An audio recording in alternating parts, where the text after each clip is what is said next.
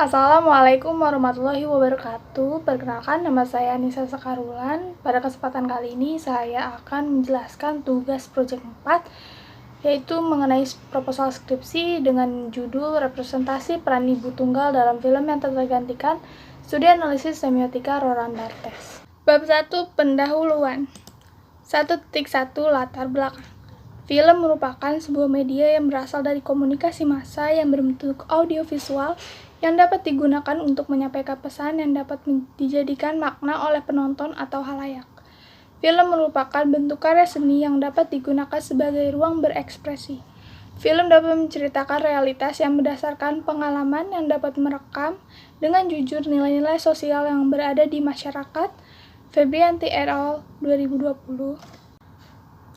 Adanya media massa dapat dijadikan sebagai sarana untuk mengirimkan budaya dan berperan mengirimkan nilai-nilai yang bersejarah dalam masyarakat. Andini dan Putri 2017. Penggambaran yang ada dalam film merupakan cara untuk menjelaskan peran dan pesan yang ada di dalam film itu. Contohnya adalah film yang mengangkat tema mengenai orang tua tunggal. Menjadi seorang ibu tunggal akan dituntut untuk bisa memberikan kasih sayang dan kehangatan kepada anaknya, sekaligus harus bisa memenuhi kebutuhan keluarga. Maulati 2017. Dari pernyataan tersebut, masyarakat melihat peran dari ibu tunggal untuk sebuah keluarga yang digambarkan melalui sebuah film. Salah satu film yang mengangkat tema cerita ibu tunggal dari sudut pandang yang konstruktif adalah film yang tak tergantikan. Film yang tak tergantikan merupakan film drama keluarga yang disutradarai oleh Herwin Novianto yang tayang di Disney Plus Hotstar pada bulan Januari 2021. Film ini berceritakan tentang perjuangan seorang ibu tunggal yang harus berjuang menghidupi anaknya setelah mengalami perceraian. Selain menggantikan sosok peran ayah di dalam film tersebut, ia juga harus tetap menjadi seorang ibu yang memberikan kasih sayang kepada ketiga anaknya. Selanjutnya 1.2 Fokus penelitian. Berdasarkan latar belakang yang telah dipaparkan, maka fokus penelitian ini adalah representasi peran ibu tunggal dalam film yang tak tergantikan. 1.3 Tujuan penelitian. Tujuan penelitian yang hendak dicapai dalam penelitian ini adalah untuk mengetahui representasi peran ibu tunggal dalam film yang tak tergantikan. Dan yang terakhir adalah 1.4 Manfaat penelitian. 1. Manfaat teoritis. Melalui penelitian ini diharapkan dapat bermanfaat bagi pengembangan kajian ilmu komunikasi. Yang kedua adalah manfaat praktisi. Hasil penelitian ini diharapkan dapat bermanfaat bagi praktisi komunikasi. Bab selanjutnya adalah bab 2 Kajian pustaka. 2.1 Penelitian sebelumnya. 1. Penelitian dengan judul Representasi Konflik Ibu Tunggal dan Anak dalam Film Susah Sinyal yang dilakukan oleh Muhammad Ibtisamhan dari Pasasarjana UIN Sunan Kalijaga, Yogyakarta. Penelitian kedua adalah penelitian dengan judul Representasi Peran Ibu dalam Film Ibu Maafkan Aku yang dilakukan oleh Dila Febrianti, Muhammad Ramdhani, dan Flori Mardiani Lubis yang berasal dari Universitas Signa Perbangsa Karawang, Jakarta. Penelitian ketiga adalah penelitian dengan judul Representasi Perempuan dalam Film Moana karya sutradara Ron Clements dan John Masker, kajian semiotik Roland Barthes yang dilakukan oleh Dian Bintariana dari jurusan Bahasa dan Sastra Indonesia Fakultas Bahasa dan Seni Universitas Negeri Surabaya dalam jurnal Nyimak Volume 3 nomor 1 Maret 2019. Penelitian keempat adalah penelitian dengan judul Representasi Perempuan dalam Film Siti yang dilakukan oleh Ganjar Wibowo yang merupakan mahasiswa program Magister Ilmu Komunikasi Sekolah Pascasarjana Universitas Shahid, Jakarta. Penelitian kelima adalah penelitian dengan judul Representasi Peran Gender dalam Film The Incredibles 2 yang dilakukan oleh Maulidia Putri Setiawan, Desi Yowanita, dan Megawati Wahjudianata dan berasal dari program studi ilmu komunikasi Universitas Kristen Petra Surabaya dalam jurnal e-komunikasi program studi ilmu komunikasi Universitas Kristen Petra Surabaya.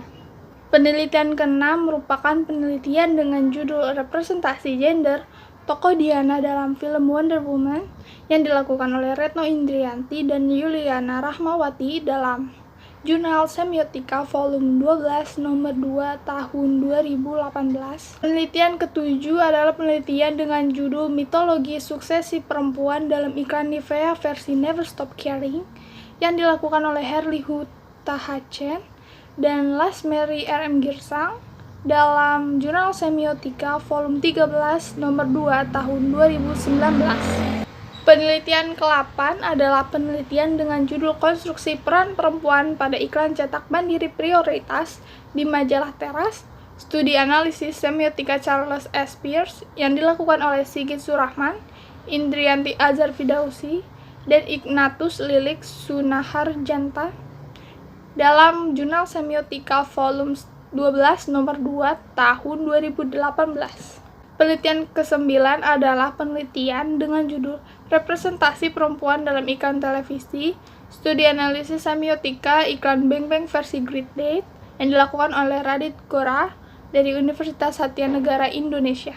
Penelitian ke-10 adalah penelitian dengan judul Representasi Perempuan dalam Film Star Wars 7 The Force Awakens yang dilakukan oleh Joanne Priscilla Kosakoy dari Program Studi Ilmu Komunikasi Universitas Kristen Petra Surabaya dalam Jurnal E-Komunikasi Program Studi Ilmu Komunikasi Universitas Kristen Petra Surabaya. 2.2 Konsep. Yang pertama adalah film sebagai bentuk komunikasi massa. Film merupakan bentuk salah satu media komunikasi massa. Hal ini disebabkan karena bentuk komunikasi yang ini menggunakan saluran berupa media yang biasa disebut sebagai media massa. Film memiliki fungsi informatif, edukatif, dan juga persuasif. Film menurut Bittner dijelaskan bahwa komunikasi massa adalah pesan yang dikomunikasikan menggunakan media massa ke sebagian besar orang. Komunikasi massa juga merupakan produksi dan distribusi yang berbasis teknologi dan institusional dari aliran suatu pesan yang terus-menerus dibagikan secara luas dalam masyarakat industri. Yang kedua adalah semiotika Roland Barthes. Semiotika atau dalam istilah Roland Barthes adalah semiologi pada dasarnya hendak mempelajari bagaimana kemanusiaan atau humanity memaknai berbagai hal atau things. Memaknai to signify dalam hal ini tentu tidak dapat dicampur adukan dengan mengkomunikasikan atau to communicate. Memaknai berarti bahwa objek-objek tak hanya membawa informasi tetapi juga mengkonstitusi sistem terstruktur dari tanda. Tanda-tanda atau signs ialah basis dari semua komunikasi. Suatu tanda menandakan sesuatu selain dirinya sendiri, dan makna adalah hubungan antara objek atau ide dan tanda. Yang terakhir merupakan 2.3 variabel. Menurut Uma Sekaran, variabel merupakan segala sesuatu yang dapat mengambil nilai yang berbeda. Nilai-nilai dapat berbeda pada waktu yang berbeda untuk objek atau orang yang sama, pada waktu yang sama untuk objek atau orang yang berbeda. Sekaran 2016. Dalam penelitian ini, yang menjadi variabel adalah representasi peran ibu tunggal. Bab 3. Metode penelitian. 3.1 Paradigma penelitian. Paradigma adalah kerangka referensi mendasar yang digunakan dalam pengamatan dan penalaran. Terdapat 3 paradigma penelitian, yaitu paradigma positivis, interpretatif, dan juga paradigma kritis. Penelitian yang berjudul Representasi Peran Ibu Tunggal dalam Film yang Tergantikan, Analisis Semiotika Roland Barthes menggunakan paradigma kritis. Penelitian sosial kritis mengkaji realitas sosial untuk mengupayakan perubahan lebih positif atau untuk menemukan cara alternatif yang lebih baik dalam mengorganisasikan kehidupan sosial. Selanjutnya, 3.2 Pendekatan penelitian. Dalam penelitian terdapat 3 pendekatan, yaitu pendekatan kualitatif, pendekatan kuantitatif, dan juga pendekatan metode campuran. Dalam penelitian ini, peneliti menggunakan pendekatan kualitatif, yaitu yang dimana pendekatan untuk mengeksplorasi dan memahami makna individu atau kelompok yang berkaitan dengan masalah sosial atau manusia. Kemudian, 3.3 Unit analisis. Unit analisis dalam suatu penelitian biasanya juga merupakan unit pengamatan. Unit analisis terdiri dari 5 macam, yaitu individu, kelompok, organisasi, interaksi sosial, dan juga artefak sosial. Dalam penelitian ini, unit analisisnya adalah film yang tergantikan. 3.4 Metode pengumpulan data. Metode pengumpulan data dapat dilakukan dengan mengumpulkan dokumen kualitatif. Ini dapat berupa dokumen publik seperti surat kabar, risalah rapat, laporan resmi, atau juga dokumen pribadi seperti jurnal pribadi, buku harian, surat, dan email. Dan terakhir, metode pengumpulan data bahan digital audiovisual. Data dapat berupa foto, benda seni, kaset, video, halaman utama situs web, email, pesan teks, media sosial, atau segala bentuk suara. Pada penelitian ini, metode pengumpulan data yang digunakan oleh peneliti adalah bahan digital audiovisual yang diperoleh dari film yang tergantikan. Kemudian, peneliti juga memperoleh data lain yang berasal dari dokumentasi, yaitu buku, artikel, dan juga internet. 3.5 Metode analisis data. Menurut Thomas Sekaran, terdapat 3 langkah dalam analisis data kualitatif, yaitu reduksi data, tampilan data, dan juga penarikan kesimpulan. Dalam penelitian ini, peneliti menggunakan analisis semiotika Roland Barthes. Barthes menggunakan istilah two order of signification. Barthes menjelaskan bahwa signifikasi pada tahap pertama merupakan hubungan antara sebuah tanda terhadap sebuah realitas eksternal. Dalam signifikasi tahap pertama terdiri dari denotasi dan juga konotasi. Pada signifikasi tahap kedua yang berhubungan dengan isi, tanda bekerja melalui mitos. Selanjutnya adalah 3.6 Coding. Proses kunci dalam analisis data penelitian sosial kualitatif adalah pengkodean. Kode adalah tag atau label untuk menugaskan unit makna ke informasi deskriptif atau inferensial yang dikompilasi selama penelitian. Kode biasanya dilampirkan pada bongkahan dengan berbagai ukuran, yaitu kata, frasa, kalimat, atau seluruh paragraf yang terhubung atau yang tidak terhubung ke pengaturan tertentu. Menurut Newman, terdapat 3 proses pengkodean, yaitu pengkodean terbuka, pengkodean aksial, dan juga pengkodean selektif. Yang terakhir adalah 3.7 Keabsahan data. Keabsahan data dilakukan untuk membuktikan apakah penelitian yang dilakukan benar-benar merupakan penelitian ilmiah sekaligus untuk menguji data yang diperoleh. Uji keabsahan data dalam penelitian kualitatif meliputi credibility, transferability, dependability, dan juga confirmability. Bab 4. Hasil dan analisis. Penelitian ini akan melihat dan menganalisis tanda-tanda yang ada di dalam setiap gambar yang ditampilkan dengan menggunakan analisis semiotika Roland Barthes, yakni makna denotasi dan konotasi yang muncul dalam setiap scenes yang ada di film yang tergantikan. Penelitian berbau semiotika ini seringkali dianggap tidak bebas nilai atau sangat subjektif. Hal ini terjadi karena dalam penelitian semiotika, peran pembaca atau peneliti sangat mempengaruhi hasil dari penelitian.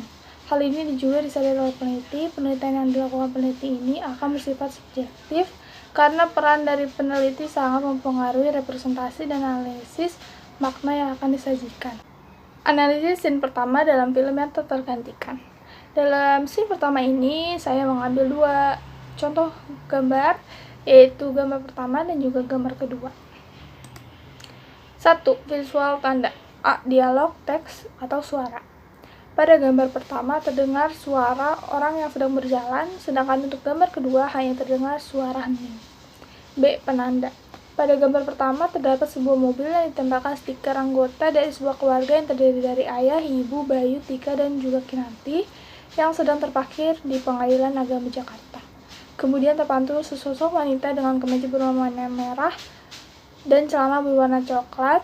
Sosok wanita tersebut terlihat sedang berjalan menunduk mendekati mobil yang sedang terparkir. Pada gambar kedua terdapat sebuah map hijau dengan tulisan Pengadilan Agama Jakarta dan dinamai dengan nama Nyonya Aryati. Map hijau tersebut diletakkan pada kursi mobil di samping kursi pengemudi. Selain terdapat map hijau, di kursi tersebut juga terdapat handphone dan juga tas wanita yang berwarna krem.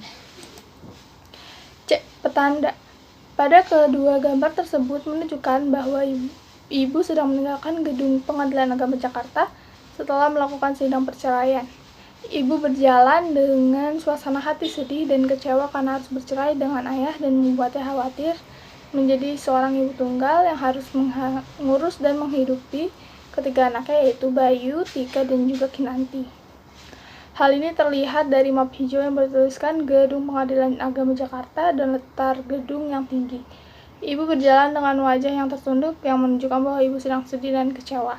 Kemudian juga terlihat dari stiker yang ditempelkan pada mobil yang menunjukkan bahwa ibu harus mengurus dan menghidupi ketiga anaknya. 2. Tataran konotatif. Scene ini menunjukkan bahwa ibu dan ayah telah resmi bercerai dan berarti ibu harus mengurus dan menghidupi ketiga anaknya yaitu Bayu, Tika, dan juga Kinanti. Keadaan keluarga yang tidak utuh ini kemudian membuat ibu merasa sedih dan kecewa karena tidak bisa mempertahankan hubungannya dengan ayah.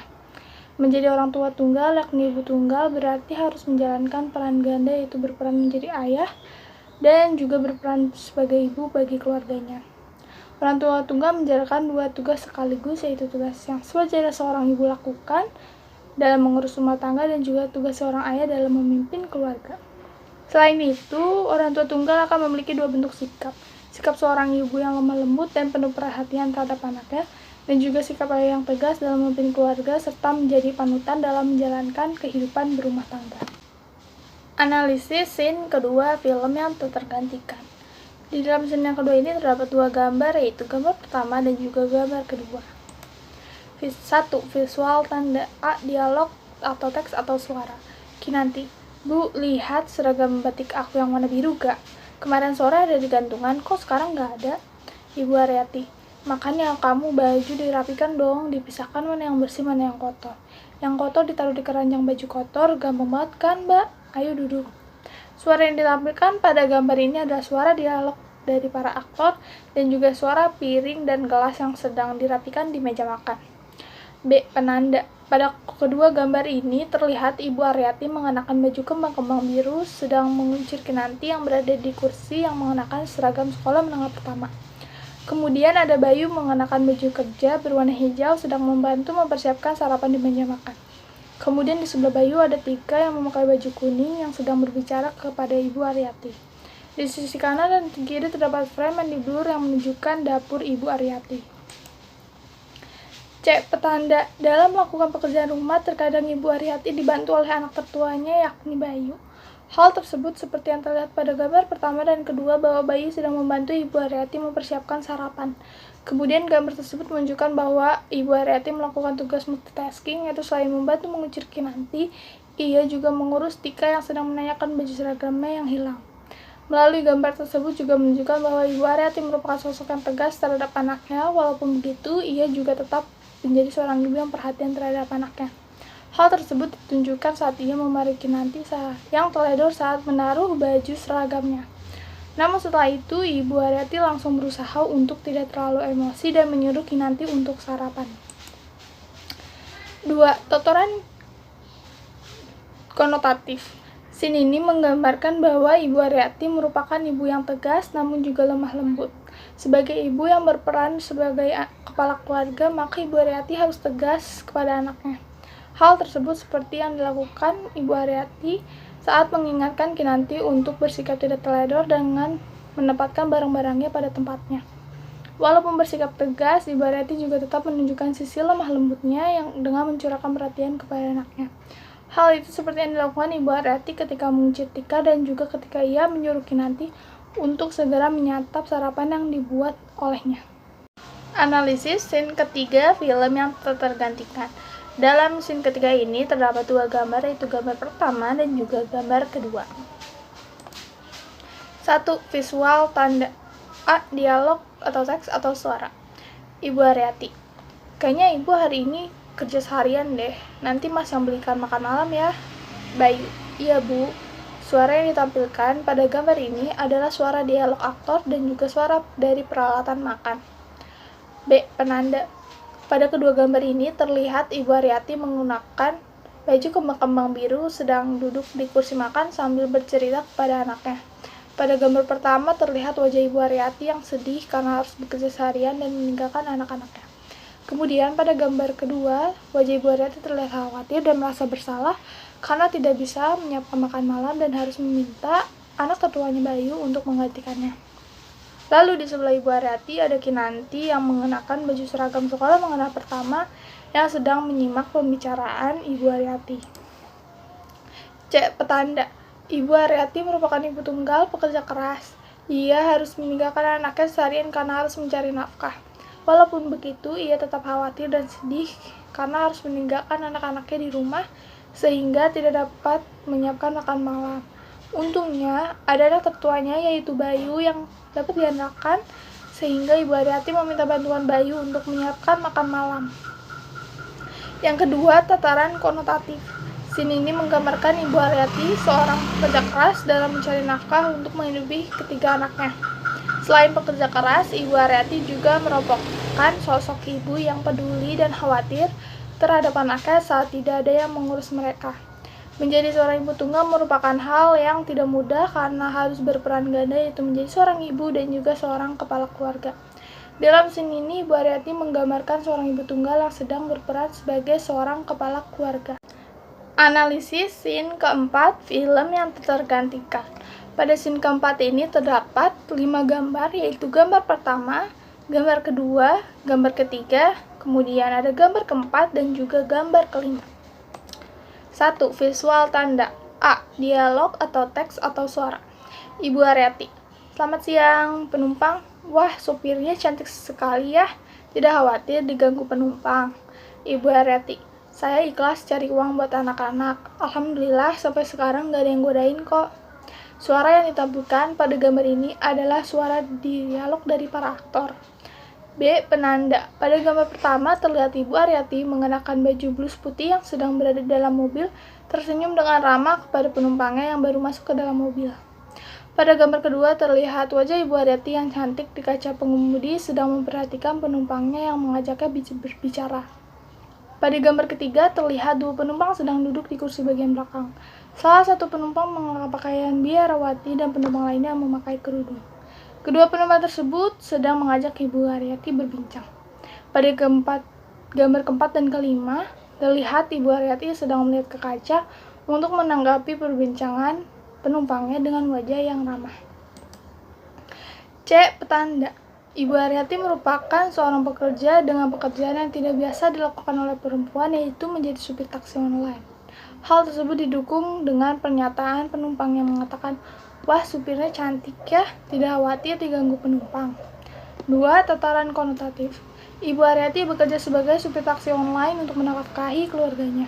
Pekerjaan yang diambil oleh Ibu Aryati merupakan pekerjaan yang jarang dilakukan oleh perempuan dan banyak dilakukan oleh laki-laki. Hal tersebut tak jarang membuat penumpang taksi online tersebut terkejut melihat supirnya. Biasanya pekerjaan yang jarang dilakukan oleh perempuan seringkali membuat pekerja tersebut dipandang sebelah mata. Namun, bagi Ibu Aryati, pekerjaan tersebut tidak masalah baginya karena yang ia pikirkan hanyalah dapat menghidupi ketiga anaknya. Analisis scene kelima, film yang tergantikan. Dalam scene kelima ini terdapat 4 gambar, yaitu gambar pertama, gambar kedua, gambar ketiga, dan juga gambar keempat. 1. Visual tanda. A. Dialog, teks atau suara. Bayu. Kerjaan tambah banyak, gaji Bayu tidak bertambah-tambah. Ibu Aryati. Jalanin aja dulu mas, pelan-pelan dari bawah merangkak ke tempat yang kamu mau. Nggak bisa kayak raja yang tiba-tiba duduk di tempat yang paling atas. Suara yang ditampilkan pada gambar ini adalah suara dialog dari para aktor dan juga suara dari baju yang sedang dirapikan. B. Penanda. Pada gambar pertama terlihat Bayu mengenakan kemeja denim sedang duduk di ruang makan sambil bercerita dengan wajah yang terlihat lelah dan lesu. Lalu di belakang Bayu ada Ibu Aryati yang mengenakan daster merah sedang jalan ke meja. Pada gambar kedua, ketiga, dan keempat, Ibu Aryati terlihat sedang merapikan pakaian yang ada di dalam keranjang. Sambil sibuk merapikan pakaian, Ibu Aryati juga sedang berbincang dengan Bayu.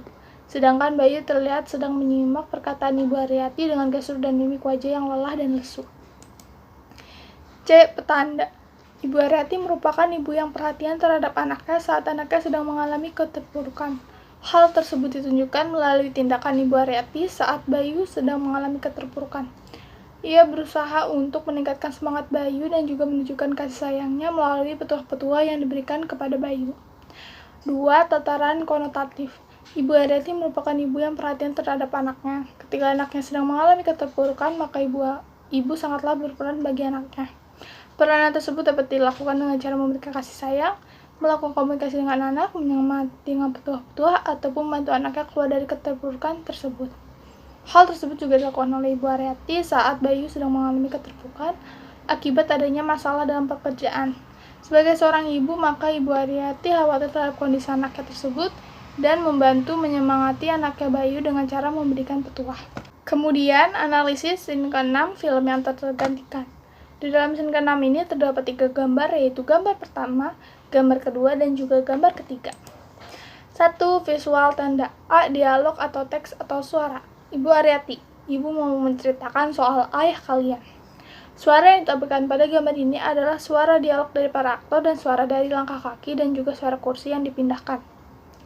B. Penanda.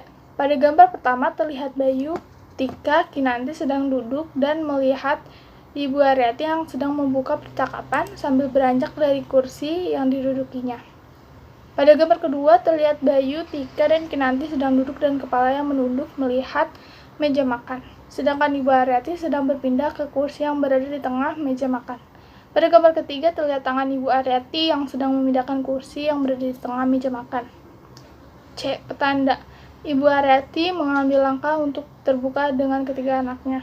Hambatan yang selama ini membuat hubungan di antara keempat yang menjadi kerabat harus diselesaikan oleh Ibu Aryati dengan berkomunikasi. Ibu Aryati juga terlihat sudah melangkah lebih maju dan tegas untuk menunjukkan bahwa dirinya saat ini merupakan seorang kepala keluarga dan juga ibu untuk ketiga anaknya. Hal tersebut terlihat dari perubahan posisi duduk di meja makan. 2. Tataran konotatif. Ibu Aryati berusaha terbuka dengan anaknya mengenai masalah perceraiannya. Komunikasi yang terjadi merupakan salah satu solusi untuk memperbaiki hubungan dengan ketiga anaknya. Dengan mengkomunikasikan bahwa ibu dan ayahnya sudah tidak dapat kembali bersatu, hal itu kemudian membawa Ibu Aryati mengambil langkah yang lebih maju dan tegas untuk menunjukkan dirinya bahwa Ibu Aryati merupakan seorang kepala keluarga dan juga seorang ibu. Keterbukaan orang tua memungkinkan anak mengubah pendirian, mendengar ungkapan isi jiwa anak, dan memahami anak. Dia juga harus mampu menggunakan situasi komunikasi dengan anak untuk berkembang dan belajar. Di pihak anak, pikirannya akan berkembang karena anak dapat mengungkapkan isi hati dan pikirannya, bisa memberikan usul dan juga pendapat berdasarkan penalarannya. Hal yang terpenting dalam hubungan orang tua dan anak bukanlah banyaknya waktu semata yang diberikan kepada anak, akan tetapi bagaimana waktu itu digunakan untuk membentuk hubungan yang serasi dan hangat serta sekaligus menunjang perkembangan mental dan juga kepribadian anak. Sekian presentasi dari saya, kurang lebihnya mohon maaf. Wassalamualaikum warahmatullahi wabarakatuh. Terima kasih.